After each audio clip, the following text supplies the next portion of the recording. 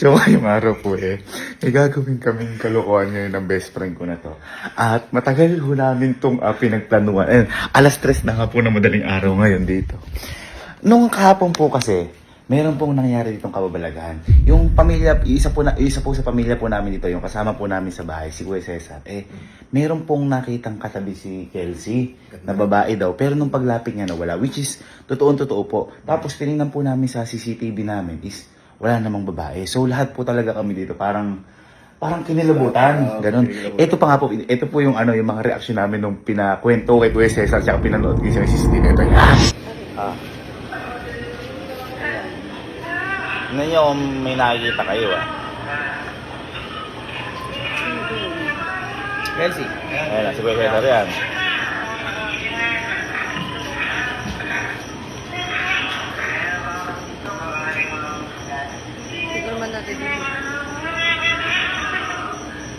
Sa madaling salita, papunta si Kuya Cesar na gano'n. Dito nag-ground sila. Kuya Cesar, papabida nga po. Yung kakain ka sir kanina dito. Galing man kami nag-ground doon kanina. One eternity later. Dito. Yan. Kahit ako pinikilabutan ako. Ngayon, ang nangyari, nakaisip kami ni Louie, what if kaya ako, boy, takutin natin na mukha talagang may babae. Kaya ako kanina, nagpatulong ako sa best friend ko na magpabili na sa ukay-ukay na. Yung pang white baby. At saka, yung wig. Na yung boy, syempre, baka nakalimutan nila. Kanina ulit, inano ko yung subconscious mind nila. Ay, hindi ko alam kung ano yung sabihin nun. Sinet up yung utak nila. Sabi, boy. Kaya nga, may nag-aantay sa amin. Oh? Boy, nakakita na naman daw si Cesar. Boy, nakakita na naman daw si Cesar. Yan. No! No! No! No! Yeah, boy. Hindi, ito. Takot. Ngayon, ang gagawin po namin, may sinet up po kaming camera sa likod. Ito po yan. Takpak mo na lang yung basura. Yan. Okay na. Okay na. Dito yan yung pula. Ayun. Paganyan. Yan. At pagkatapos nun, sinabi ko kanina tatayo si Louie, kapag nakapangdamit na po siyang white lady, doon siya tatayo at magpapatapon po ako ng basura sa mga kapatid ko. Ito, nakahanda na rin po yung basura. At gagawin na po namin yung pero siyempre, hindi natin magagawa yan kapag hindi ka naging white lady. Iniisip ko na ako po yung maging white lady, kaso, halimbawa, pag nag-utos halimbawa si Louie o si iba sa atin, baka makahalata. Baka makalata. Kaya ngayon, ang magiging white lady muna, itong best friend ko, magpapatulong ako. Boy, transition na lang. One eternity later.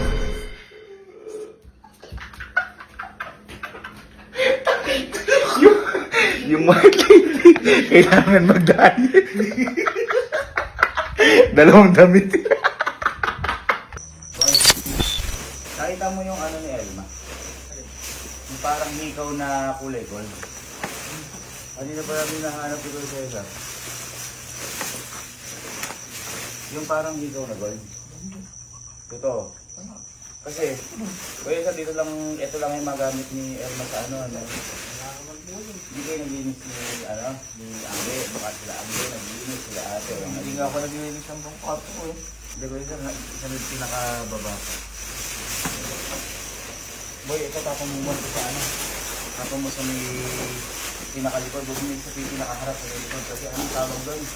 May ibang yan. May ibang yung nasa kwarto. Yung sumasabog. Yung pinakalikod. Hindi mo tatapat siya. Sir. Isang duwarog dito. Pinulay ito siya.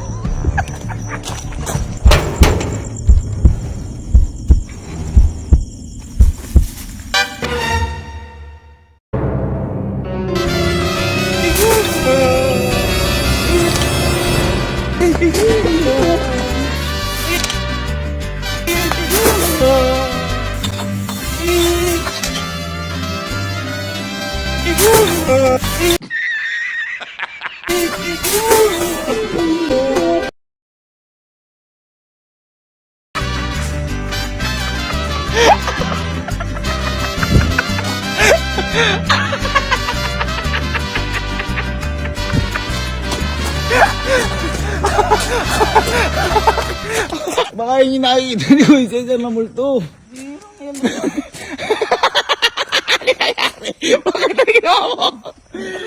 Magtapon lang. Takot ka ba? Ayun, gago. Kwento lang ni Kuya Cesar. Nakakita mo yung alien, ha? Ikaw? Kulay gold? Ano ba nahanap niyo yung gold? Hindi, ano namin dyan. Baka mamaya nag-inis kayo, di ba na tapos tayo sa may ano yung tabi sa may ayun, yung kulay gold siya na pabilog. Kaya, boy, tapos mo ito sa may gold. Ano mo yung plastic? Ano mo yung kukunin pa namin yung plastic? Kukunin mo yung plastic. Kukunin ka ulit. Ito, yung plastic, tatapang ko. Oo, tingnan mo sa may gold doon.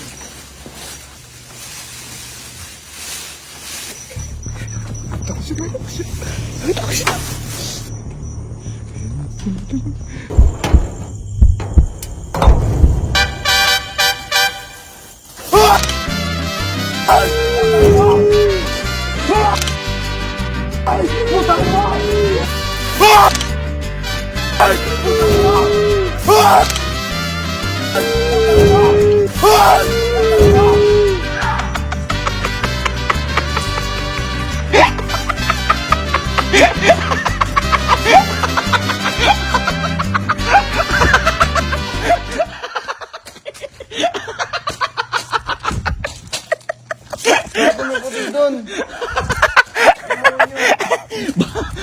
Sinasabi ni Kuya Cesar. Oo nga, tagal nakaraan nagsabi na rin ito.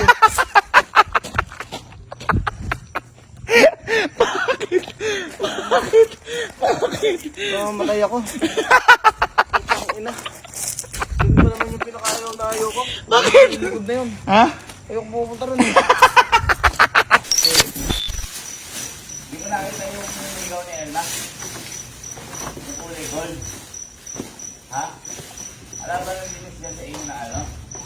O kaya baka nakapulot doon, baka hindi nyo nabigay ko inyo.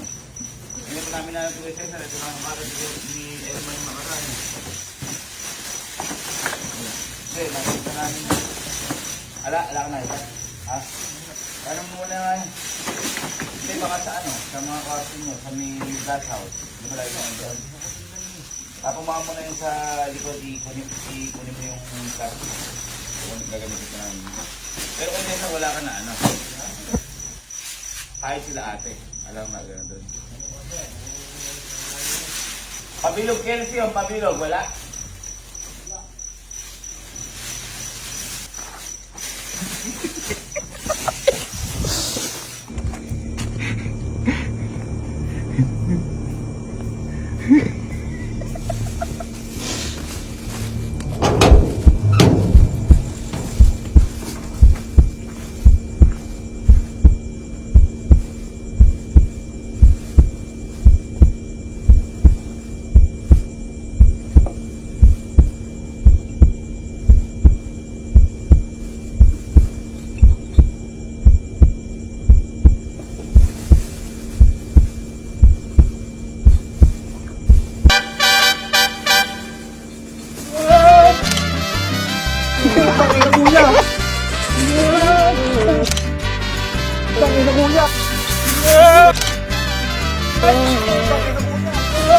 Putang ina kuya. Alam mo na-start yung motor.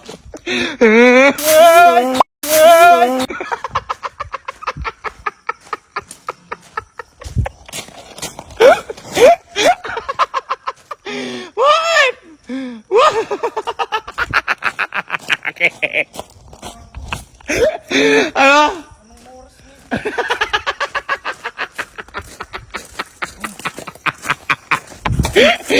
Baka yun yung multo na sabi ko, Cesar. Ayoko. Ano ba ito? Okay, so ito na yung pinaka-last. Si Galo na yung pinaka-last. Ito na yung pinaka-last na ba, Cesar? Ito yung pinaka-duwag sa lahat. Diba? So, ayun na kami si Galo. Kung tayo mag-shoot. Pinakita makita yung sa ano. Pinakita ka ba yung kayo na yun? Gano ko yun. Ano yung video ko? Nawawala. Alam mo, nag-iinit ko sa... Kunyari, may napasiba sila. So, parang diamond yun. Yan naman namin nahanap ko yun. Ito yung huli gamit nila yun. Ha? Alam na yun. Alam na yun. Kunyari, yung si mama. Ha? Isa rin nawawala. Kasi isa. Nakakail mo na. Papapapag mo sa ito, yan yung plastic. Paglalagyan pa. Pero kuya sir, hindi mo napansin. Kunin mo kalaw yung plastic ha, tapon mo lang sa mili ko dyan sa may basurahan doon. Huwag mo ikakalat doon sa may ano, nag-iilis sila ate Lani dyan. Pag-ano mo na naman ng palaka. I-ano mo kalaw, i-dulo mo yung sa may ano doon.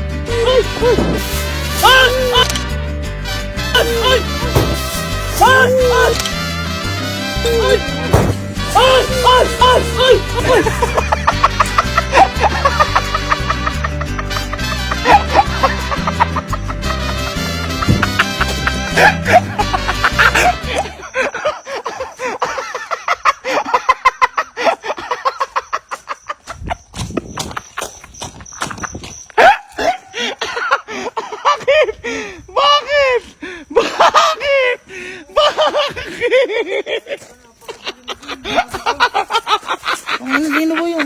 Baka yun yung ano, yung mula na sabi ni Wes. Ito mo ikaw? Ay, nakita mo doon? Buti. Ito ba klase ni Kyle na to? Yung kakambal ni Kyle. Napakamatakot hindi na to. Kumbaga para si Kojak to o si Kyle.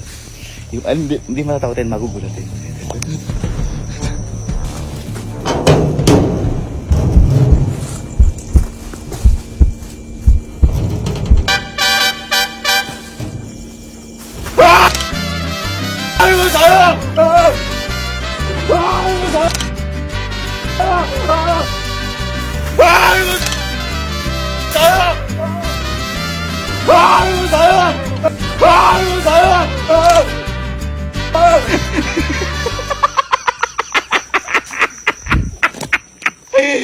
Pinrang-prank mo ako, Bok, ha?